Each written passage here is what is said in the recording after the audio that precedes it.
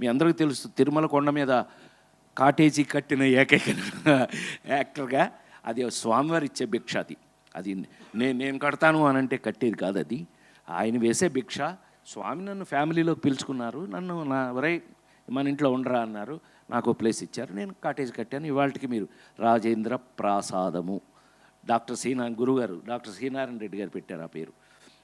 ప్రసాద్ నీ పేరులోనే ఉంది, కానీ నువ్వు వెంటనే కాలర్ ఎగరేకు అన్నాడు. అదేంటి గురుగారు అన్న, రాజేంద్ర ప్రాసాదము. ప్రాసాదం అంటే కోట, తెలుసుగా మీకు, పోర్ట్, కోట. రాజేంద్రుడు అంటే దేవుళ్ళందరిలో కల్లా రాజేంద్రుడు.